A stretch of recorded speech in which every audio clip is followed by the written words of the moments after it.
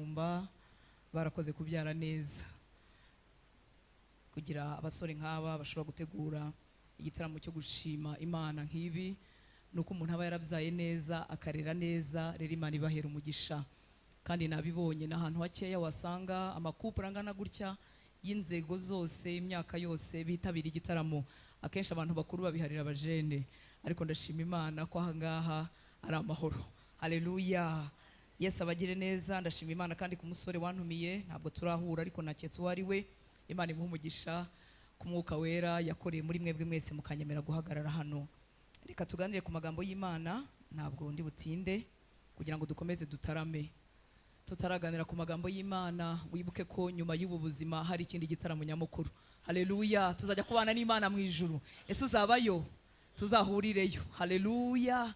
Ntagira ikirangaza cy'iyi Kigali, ntagira ubutunzi bw'iyi si, ntagira ikiryohereye, ntagira ikirabagirana cyazakubuza kuzaba hehe mu gitaramo nyamakuru. Haleluya. Hano turimo kwitoza ariko hari ahandi tuzatarama hataba amasaha, hataba ijoro, hataba kurwara, hataba gupfusha kandi ngo icyaha ntabwo kigerayo n'abanduye imitima ntabwo bazabayo. Haleluya.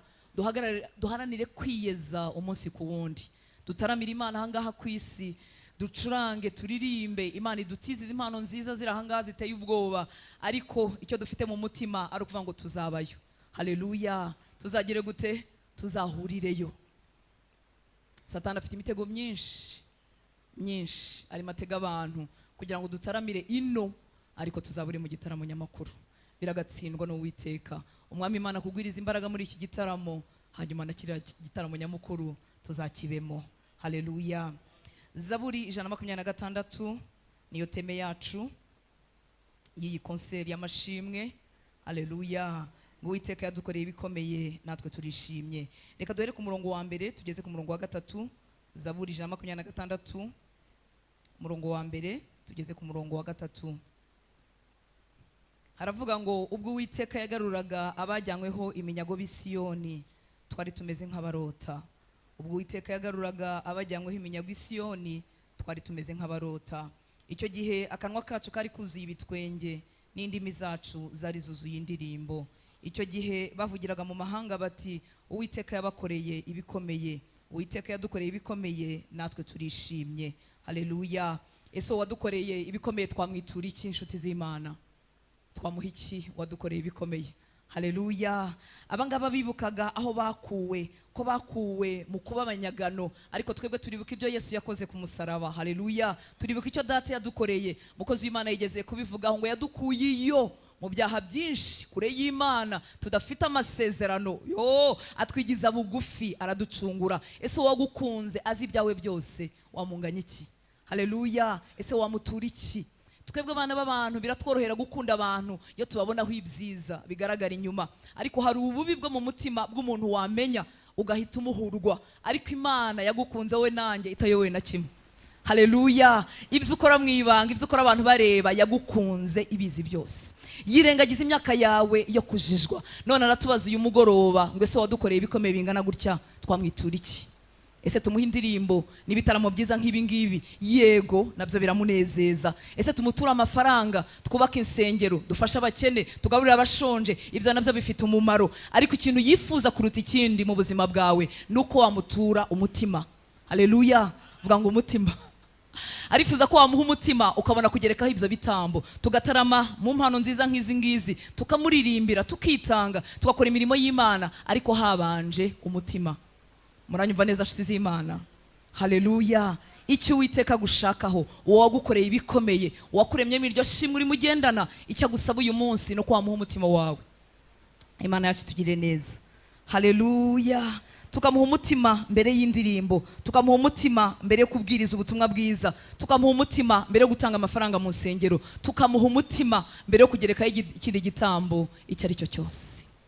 Turi mu gihe gikomeye nshuti z'Imana, ubwo ibyo bindi byose tubasha kubitanga, ariko umutima tukawigengaho, kavuga ngo ahangaha ntukoreho, ndabikora uko nshaka, bikore nk'uko byumva, niyobore nk'uko nshaka, nakuririmbira, nakubyinira, naba umubwiriza butumwa bwiza, natanga amafaranga, ibitaramo nk'ibi bikabaho, ariko umutima ndawugumana. Nyamara icyo Uwiteka ashaka ni umutima kuruta ibyo byose. Haleluya. ibyo nibigerekweho, ariko twabanje umutima. Ese kumuha umutima ni ukuhe? Ese no kubivuga ku magambo? Ese no kubisubiramo umunsi ku wundi? Muzi ko tugira amasengesho meza atondetse neza, ndibaza ko namwe muyagira, kandi ntabwo ari bibi. Kwambwa ngo nguhaye umutima wanjye, ngwino umbere uwa mbere, ngwino utegeke ubuzima bwanjye, nakugize uwa mbere, tukabiririmba, byose ni byiza, ntabwo ari bibi. Ariko umutima twahaye Uwiteka ni umutima urekeraho kwigenga, ukavuga ngo Mana icyo ushaka nicyo nzakora, ubushake bwawe nibwo ndi bukore, naba mwumva naba ntabwumva, bwaba bundyoheye bwaba butandyoheye. Haleluya. Igihe Yosefu yaragiye kugwa mu mutego umugore wa Potifari, ntago Yosefu yigeze amusubiza ngo ndatinya amaso y'umugabo wawe, ntago yigeze avuga ngo ese abagaragu nibabyumva, ntabwo yigeze avuga ngo ese baramutse badufashe. Umugore yamaze kumubwira amutitirije umunsi ku wundi, aramubwira ngo ntago nakora icyaha gisa gityo ngo ncubire kurinde ku Mana yanjye. Haleluya. Uwo ni umusore wagize gute? Wamuhaye umutima. Haleluya. Guha Imana yacu umutima biraza kuguha imbaraga zo kudacumurira muri iyi Kigali imeze gutya. Yesu ashimwe abajene. Haleluya. Ndashima Imana ko abajene ari benshi. Iyo wahaye Imana umutima uravuga ngo ntabwo ndi busambane, ntabwo ndi bwibe, ntabwo ndi bubeshye, kuko umutima wanjye hari undi muntu nawuhaye. Haleluya. Iyo ubikoze uba wahaye Imana indirimbo, uba wahaye Imana igitaramo nk'iki, ariko umutima uba wigengaho. Imana irashaka umutima wawe.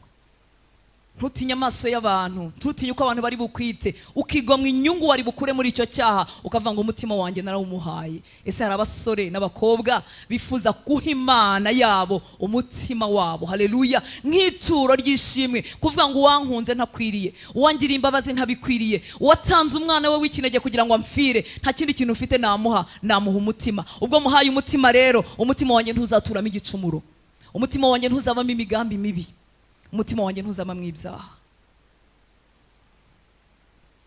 Turi mu gitaramo ni koko, ariko nifuza ko dutarama n'imitima yacu irahangaha, n'imitima yacu twarayibikije umuremyi wacu. Haleluya. Zaburi ya 51 umurongo wa 18 n'umurongo wa 19. Zaburi ya 51 umurongo wa 18 n'uwa 19. Uyu ni Dawidi yararimo kwihana, ageze ahangaha aravuga ngo niko utishimira ibitambo mba mbiguhaye. Zaburi 51:18. Nuko utishimira ibitambo mba mbiguhaye, ntunezererwa ibitambo byokeje. Ibitambo Imana ishima ni umutima umenetse, umutima umenetse ushenjaguwe Mana ntuzawusuzugura. Haleluya. Aya magambo yanditswe n'umugabo uzi gutaramira Imana. Dawidi yarazi gutaramira Imana. Haleluya. Ikindi Dawidi yarazi gutanga ibitambo. Yavuze ngo ibitambo ntubyishimira, n'ibyokejwe ntabwo byishimira. Dawidi yarazi kubikora byombi. Nuvuga ngo yarazi gutaramira Imana. Dawidi yataramiye Imana akiri mutoya, akaririmbira Imana ari wenyine, ari mu ishyamba. Zaburi nyinshi yazikompoje, yaziririmbye ari wenyine. Dawidi atarakomera nabwo yakomeje kuramya Imana. Yajyaga acuragana ngo ajya kwa Sawuli akamuririmbira, Sawuli amadayimoni akamuvamo. Dawidi yakomeje gutaramira Imana amaze no kuba umwami. Haleluya. Hari abantu benshi bagira ibitaramo nk'ibi ngibi byiza bataragira amafaranga menshi. Amafaranga yamara kugwira bakabitereka hasi, bakajya bareba bagasanga ni ibintu biri cheap, ntibikiri ku rwego rwabo. Ariko uyu mukozi w'Imana Dawidi urimo kuvuga aya magambo ngo ibitambo ntiwabishimye, nibyokejwe sibyo bikuraje inshinga, yari umuntu uzi gutaramira Imana mu bihe byose. Haleluya. Yarazi icyo arimo kuvuga, yarazi gutaramira Imana mu ndirimbo, yarazi no gutanga ibye. Abantu benshi kandi bataramira Imana mu ndirimbo bakavuga ngo reka tuyizamurire icyubahiro, reka tuyivugirize impundu, ariko byagera mu gutanga ntibibi byabo. Ariko Dawidi yarazi kubikora zombi. Ikindi, hari abandi banyamafaranga n'abatunzi batagira umwanya wo gutaramira Imana. Bashobora kohereza amafaranga bakabategura igiterane nk'iki ngiki, ariko bakababwira ngo tuzabana mu mwuka. Yesu ashimwe cyane. Bafite gutanga ubutunzi bwabo, ibyo byose ntabwo ari bibi, ariko nta mwanya wo guha Imana. Ariko Dawidi urimo kuvuga aya magambo byombi arabishoboye. Haleluya. Aragira umwanya wo kubyinira Imana kugeza igihe abyinnye umugore we akamugaya, akamubwira ati wikojeje isoni, uri umwami ukomeye gutya, ukaba urimo kubyina kugeza imyenda itakaye. Ni umugabo uzi gutanga ibye, ni n'umugabo uzi gutanga umwanya we mu Mana. Haleluya. Zombi birakenewe. Hari igihe cyo gutanga ibitambo, ariko hari n'igihe cyo gutaramira Imana. Haleluya. Ugatindana nayo nk'uko umuntu wese ufite umuntu ahaye icyubahiro yumva yatindana nawe. Iyo umuntu afite umuntu akunda yumva batindana. Aya magambo rero, aya magambo arimo aravugwa n'umugabo ubizi byombi. haleluya, uzi gutanga. Igihe kimwe Imana yaramubwiye ngo ntabwo uzanyubakira inzu kuko wamennye amaraso menshi, ariko aranga atunganya ibikoresho bizubaka inzu. Haleluya, ategura izahabu, ategura ifeza, ategura imbaho z'igiciro cyinshi, ategura ibikoresho byose. Arangije abwira umwana we Salomo ngo ibyo kubaka inzu byose nari narabyiteguye. Haleluya, ku mbuga ya Arawuna yaravuze, uriya mugabo Arawuna wo mu Yebusi yaramubwiye ngo ndaguha ibitambo, ndaguha n'inkwi, ndaguha byose. Dawidi aravuga ngo ntabwo naturira Uwiteka ibintu ntatanzeho ibyanjye. Yari umugabo uzi gutanga, akaba n'umugabo uzi kumarana n'Imana umwanya ayitaramiye. Haleluya, iyo dutaramiye Imana atari amagambo gusa, imitima yacu iri ahangaha, Imana inezererwa iki gitambo. Washoboraga kuba uryamye, washobora kuba uri ahandi, ariko wavuze ngo Uwiteka yadukoreye ibikomeye, reka tujye kumushima. Ntabwo ari umwanya upfuye ubusa. Ariko icyo nifuza kuvuga, nifuza kugarukaho ni umutima. Haleluya, Dawidi yavuze ibyo byose, aravuga ngo nuko utishimira ibitambo mba mbiguhaye, kandi yari yarigeze kuyibiha.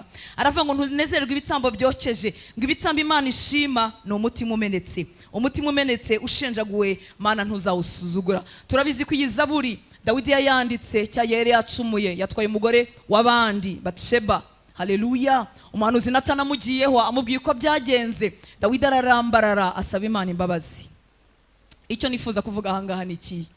Ni ukuvuga ngo Dawidi arivugiye ubwe, aravuga ngo Mana, ibitambo ushima ni umutima umenetse. Iyo tuvuga umutima umenetse ni iki? Ni umutima uciye bugufi wihutira kwihana, nta kindi. Haleluya, ni umutima utihagararaho ngo uhagarare ku cyaha cyaho ngo uvuge ngo hari impamvu nabikoze byagenze gutya na gutya. Ni umutima umenetse uciye bugufi wihana vuba.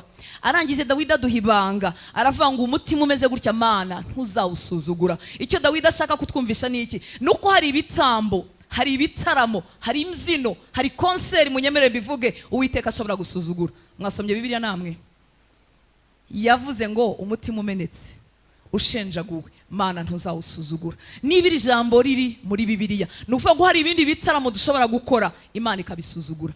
Gusuzugura muzi icyo ari cyo?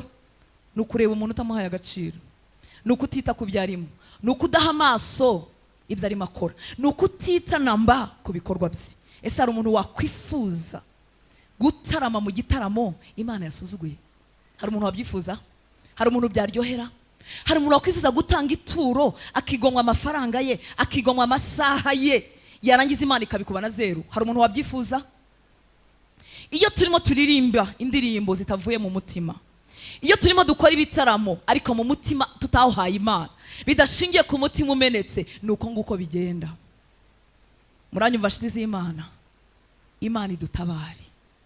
Impano ni nziza, ntako zisa. Haleluya, zirimo zirakora umurimo, zirimo zirabohora abera, zirimo ziragera hirya no hino. Ariko reka ibintu byose byiza Imana yadutije tubikore hejuru y'umutima umeze gutya, kugira ngo nidutarama amaso y'Uwiteka tubeho, amatwi ye abe ku byo dusaba, aryoherwe n'ibitaramo byacu, aryoherwe n'indirimbo zacu. Intebe y'inyeganyege ivuga ngo niki cyabaye muri Remera, ni ikihe gitaramo kiri muri Eperi Remera, ko mbona hari abana banjye barimo bakora ku mutima wanjye. Twifuza ibintu bisa nk'ibyo ngibyo. Believers Worship Team, Imana ibaha umugisha, mwagize neza. Haleluya, abakozi b'Imana bakomeye mwatumiye, Imana ibaha umugisha. Ni byiza, ariko reka dukora ibitaramo biteretse ku mutima ushenjaguwe. Imana idukebuke. Haleluya, Imana itwishimire, ntidusuzugure. Uzi kuba utaramiye umuntu, uri muririmbira umuntu ureba hirya, tukaba dutaramiye iyi ngiyi yaduteye umugongo. Dore iyi ndirimbo zigeretse ku byaho uko bimera. Dore uyu musore mwiza arimo atera indirimbo avuye gutereta umukobwa, cyangwa se arimo akora randevu, avuga ngo nyuma y'amateraniro duhurira aha n'aha. Dore uyu mukobwa ufite ijwi ryiza arimo aririmba, ariko mu kanya afite randevu y'icyaha. Dore uyu mugabo mwiza cyangwa umugore mwiza baciye inyuma y'abo bashakanye, barimo baririmba n'amajwi meza, barimo baririmba aha ngaha, Imana yahateye umugongo. Urumva aho kwifuza kuba mu gitaramo nk'icyo ngicyo? Uwiteka biturinde. Ese mwanyemerera tugahiga umuhigo uyu munsi? Haleluya, ukavuga ngo Mana, umutima wanjye ndawuguhaye, niko kuwangiriye neza, wampaye impano, wampaye inzu yawe aho mpimbaza, ariko umutima wanjye uwigumanire. Ngo imitima imenetse niyo Uwiteka atazasuzugura. Ikintu giteye ubwoba kandi gitangaje nuko mu mutima wawe nta wundi muntu n'umwe uzakureberamo.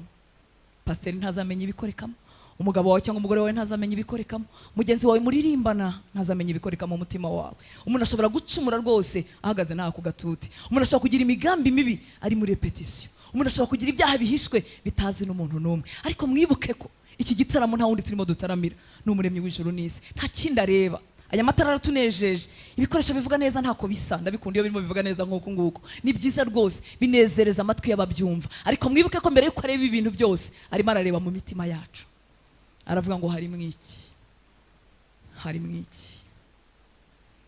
Yasanga hatarimo umutima umenetse ngo akabisuzugura ibitambo byacu, tukaruha, tukabira icyuya, turirimbira umuntu utatureba amaso, utatwerekejeho amaso.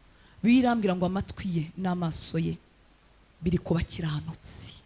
Haleluya. Ni bande yitaho? Nubwo abo bakiranutsi isi yabitabazi, nubwo baba badafite amazina amenyekana, ariko amaso y'Uwiteka n'amatwi ye ahora kuri abo ngabo. Haleluya. Ese wafata ingamba uyu munsi ukavuga ngo umutima wanjye ngiye kuwegurira Imana, nagira amasikise ntayagira, namenyekana ntamenyekana, umutima wanjye ngiye kuwuguha Mwami. Reka tumuhe icyubahiro. Haleluya, haleluya. Ndifuza ko ibitaramo byacu bitazapfa ubusa. Haleluya. Igihe kimwe Yesu yasubije abafarisayo, byari byanavuzwe n'umuhanuzi Yesaya muri Mariko 7:6, ngo arabasubiza ati Yesaya yahanuye ibyanyu neza, ati mwandyarya mwe, nkuko byanditswe ngo ubu bwoko bunshimisha iminwa yabo ariko imitima yabo indi kure. Iyo tuvuga abafarisayo, abantu bamwe bagira ngo abafarisayo bari abanyabyaha bari hariya hanze. No. Abafarisayo bubahaga imihango yose y'idini. Abafarisayo ntibicaga isabato. Abafarisayo ntago baburaga gutanga ibya 10 n'amaturo. Abafarisayo barafashaga, nuko bafashaga ku mugaragaro, bavugije amakondera ngo abantu bose barebe, niko Bibiliya ivuga. Abafarisayo barebeye inyuma, nta murimo n'umwe mubi wari ubariho. Bari abantu bubaha amategeko kandi bayakurikiza, ndetse bayaremereza n'abandi bantu kugira ngo bayubahe. Ariko Yesu arabagaya, aravuga ngo bashimisha iminwa yabo ariko imitima yabo ikamba kure. Nshuti z'Imana, duhagaze mu gihe kitoroshye, duhagaze mu gihe kitoroshye, duhagaze mu gihe kitoroshye, aho kwiboneza no kwitunganya bigenda birushaho kugorana. Turimo turaharanira gutunganya iby'inyuma kuko ariho ikivunge kireba, ariko hari umuremyi wacu, hari umucunguzi wacu, hari uwatuguze amaraso, areba mu mutima, nta handi areba. Ibi binejeje bindi byose binezeza abantu, kandi ni koko biranadukwiriye. Mu nzu y'Imana akwiriye kubamo ibintu byiza kandi binoze, ariko uwo dukorera areba mu mutima. Iyo asanze uwo mutima udashenjaguritse, izi ndirimbo nziza nziza zihinduka urusaku mu matwi. Imana igukize wowe nanjye. Uyu mugoroba utubere umugoroba mushyashya wo gufata icyemezo cyo kongera guha Imana imitima yacu. Impamvu turi hano nuko twigeze guha imitima Imana. Haleluya. Abatarigeze batera iyo ntambwe ntago bari hano, bibereye hanze, bafite ibindi barimo. Wowe nanjye twahaye Imana imitima yacu, hari intambwe twateye, ariko nagira ngo mvuge ko idahagije. Ibyaha biri hanze biri no mu nzu y'Imana, ubusambanyi buri hanze buri no mu nzu y'Imana, inzangano ziri hanze ziri no mu nzu y'Imana, ibibi byose biri hanze biri no mu nzu y'Imana. Icyampa Imana igakora ku mutima wawe, ikakuzuzamwo agahinda, igatera umutima wawe umwete. Yesu atugire neza. Haleluya. Yesaya, mu buhanuzi bwa Yesaya igice cya 6 umurongo wa 1 kugeza kuri 6. Ubuhanuzi bwa Yesaya igice cya 6 umurongo wa 1 kugeza kuri 6. Haravuga ngo mu mwaka umwami Uziya yatanzemo, nabonye umwami Imana yicaye ku ntebe y'ubwami ndende ishyizwe hejuru, igishura cyayo gikwira urusengero. Abaserafi bari bahagaze hejuru yayo, umuserafu wese afite amababa 6, 2 yatwikirizaga mu maso he, yandi 2 yatwikirizaga ibirenge bye, ayandi 2 yarayagurukishaga. Umwe avuga ijwi rirenga abwira mugenzi we asingiza ati, Uwiteka Nyiringabo, arera arera arera, isi yose yuzuye icyubahiro cye.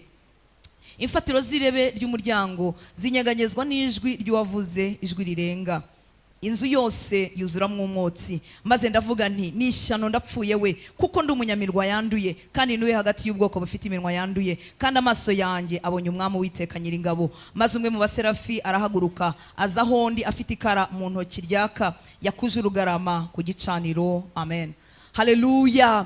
aya magambo uyu mukozi w'Imana arimo avuga, uyu muhanuzi arimo avuga, ni ibintu byabayeho, ni evenement historique y'ukuri. Iyo vuze ngo mu mwaka umwami Uziya yatanzemo, ni ukuvuga ngo nicyo gihe byari byabaye, hari icyo yabonye. Ese dushobora guhagarara uyu mugoroba tukavuga ngo mu gitaramo cya Believers Worship Team, haleluya, nifuje kongera kwegurira umutima wanjye Imana, ukagira reference y'uyu munsi n'iminsi yatambutse, ukavuga ngo hari mu gitaramo, hari ku mugoroba, fata icyemezo cyo guha umutima wanjye Imana. Haleluya. Yesaya yarasanzwe akorera Imana, ariko abonye ubwiza bw'Imana, agiye kubona asanga aranduye, asanga ntakwiriye. Igihe cyose twegereye Imana duhita tubona ububi bwacu. Igihe cyose wumva uhagije uba utarabona Imana. Haleluya. Ariko uko tuyegera duhita tubona tudahagije, tukabona ububi bwacu, tukumva twifuje kongera gusa nayo. Haleluya. Iyo Imana ibonye abantu bihana by'ukuri, bafite umutima umenetse by'ukuri, barimo bifuza gusa nayo, haleluya, intebe y'Imana iranyeganyega. Ibi ngibi byabaye bishobora kubana n'uyu munsi. Haleluya.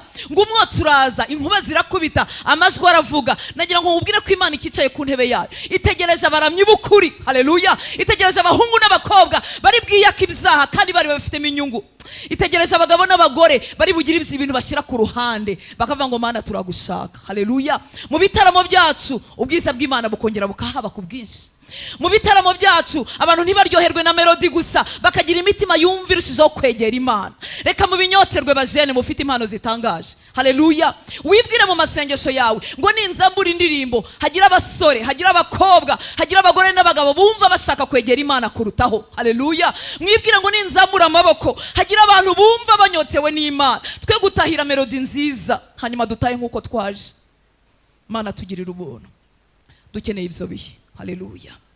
Iyo turebye mu byahishuwe tubona intebe y'Imana uko imeze, n'amasengesho y'abera ngo aza akajya mu rwabya rw'izahabu, tukabona abamarayika bongeraho ngo imibavu bikazamuka bihumurira neza intebe y'Imana, ngo muri ako kanya imirabyo n'inkuba zigakubita. Haleluya. Uwiteka akagira ibyo yohereza mu isi. Tunyotewe kubona ibitaramo nk'ibyo ngibyo, aho tuzamura indirimbo, tukazamura amaboko, icyubahiro cy'Imana kikamanuka. Haleluya. Igihe cyose Abisiraheli babaga bihannye by'ukuri, icyubahiro cy'Imana cyaramanukaga mu nsengero, mu ihema, icyubahiro cy'Imana cyaramanukaga.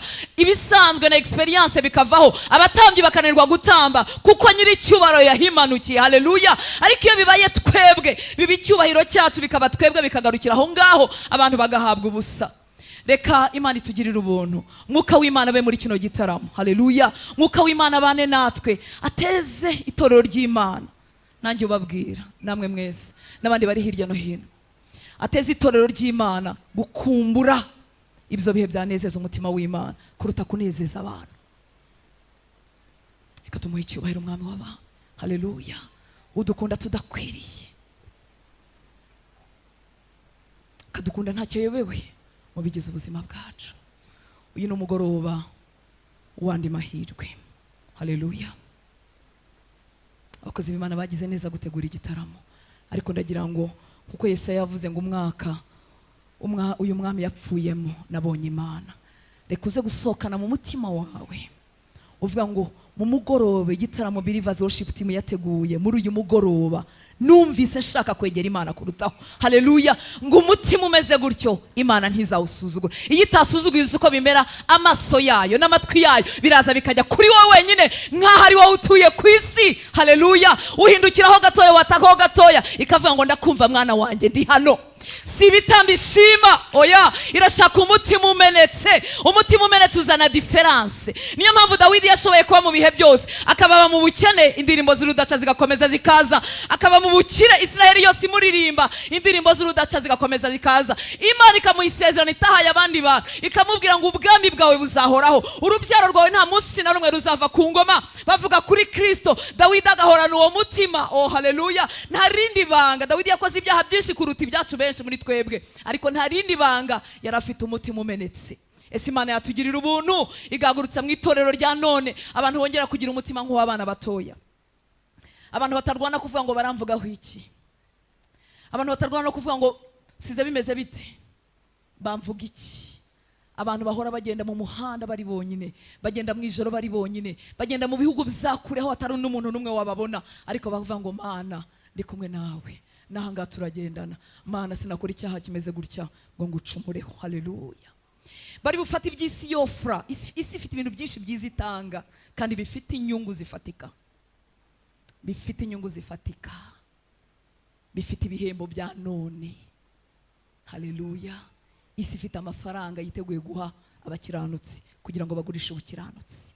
Isi ifite ibirabagirana yiteguye guha abasore barimo babyuka gukorera Imana.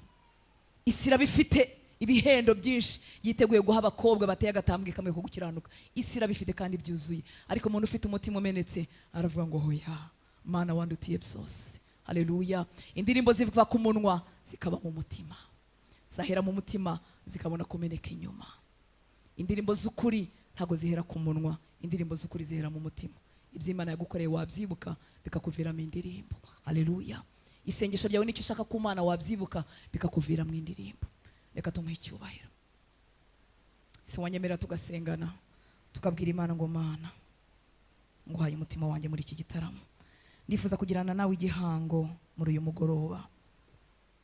Ndifuza kuguha umutima wanjye wose, nta gace na kamwe nisigarije. Ndakwinginze gusiga umutima wawe imbere y'Imana. Twumva byinshi, duhora twumva ijambo ry'Imana, ariko umuntu agira umunsi, agira isaha, ashyize ibindi bintu byose ku ruhande, akavuga ngo Mana niyemeje kugukurikira. Abantu bashyigikiye cyangwa batanshyigikiye, abantu babireba cyangwa batabireba, akavuga ngo Mana nguhaye umutima wanjye. Ni umurimo ukorwa mu ibanga, ariko rezilita zabyo, imirimo ibivamo igaragara inyuma. Kwiha Imana kwa Dawidi kwatumye igihe yaririmbaga amadayimoni yaravaga muri Sawuli. Kwiha Imana kwa Dawidi kwatumye umutima w'Imana iwugumana mu gihe cyo kuba hasi no mu gihe cyo kuba hejuru. Mu gihe cyo gukomera igihe yaririmbwa n'abantu bose, umutima ugakomeza ukiharirwa n'Imana.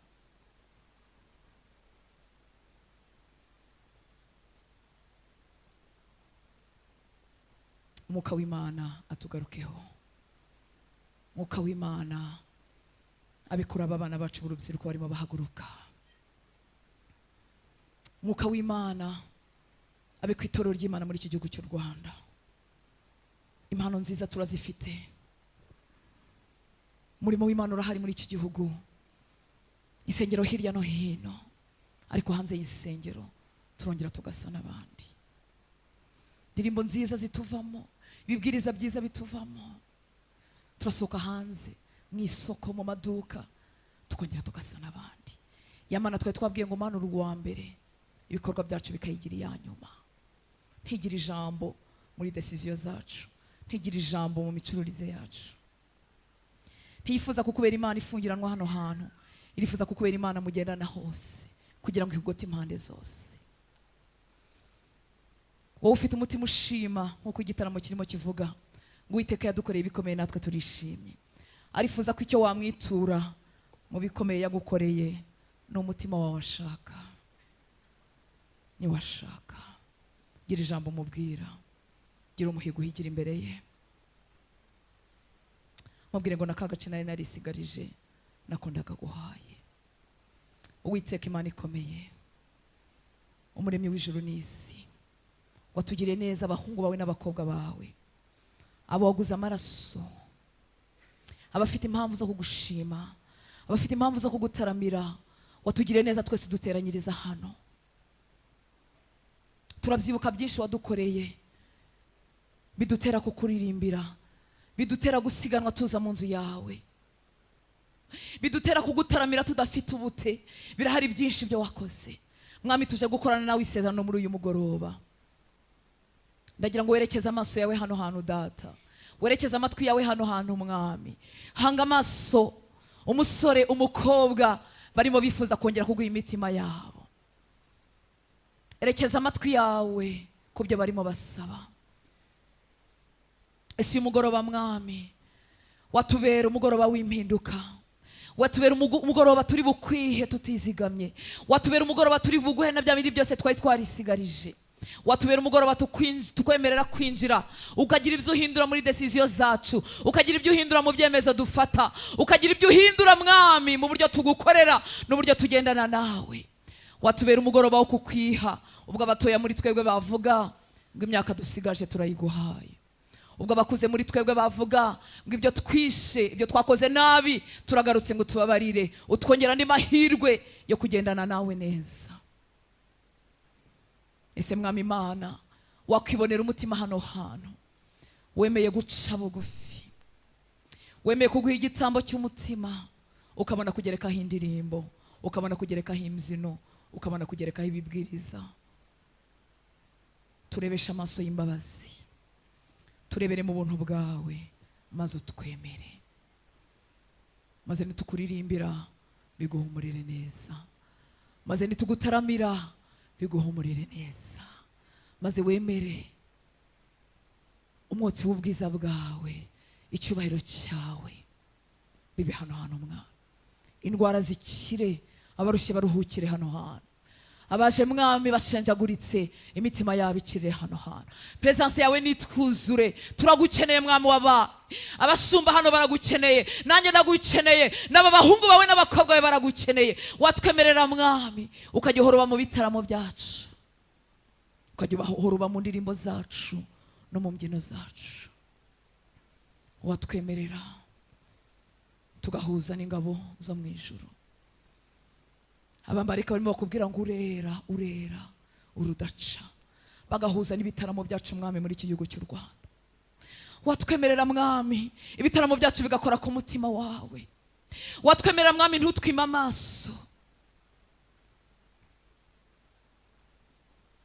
Watwemereza impano nziza waduhaye muri iki gihugu zose zigakora ku mutima wawe. Watwemerera Mwami, ibitaramo byacu ntibizagarukira ino. Watwemerera ukatugwiriza imbaraga, ukatwongeramo amavuta Mwami w'abami, kuzagera ku iherezo ry'urugendo. Watwemerera Mwami, ntituzataramira i Remera gusa, tukazataramira no mu gitaramo nyamukuru imbere y'intebe yawe. Watwemerera Mwami, ugahagurutsa abahungu n'abakobwa hano ha, babandi bagwisha amavuta, bagwisha imbaraga zizabageza ku iherezo ry'urugendo. Watwemerera Mwami, imirimo yacu ntizacire hagati. Watwemerera ibitaramo byacu ntibizagarukira ino.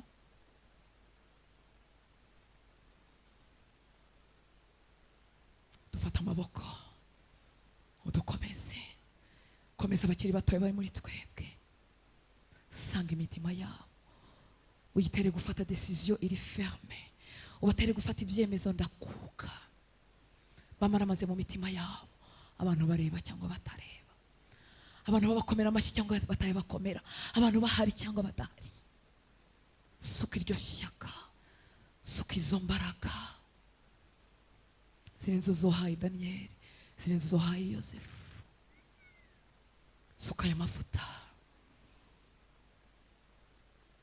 muri iki gihugu, tubona itandukaniro.